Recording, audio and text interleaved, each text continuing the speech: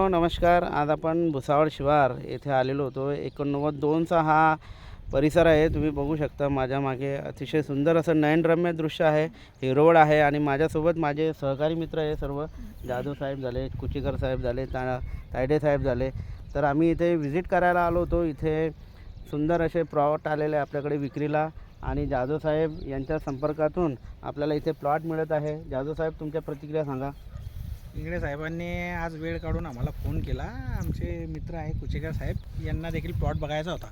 आम्ही इकडे आलो आहे भुसावळ शिवारामध्ये.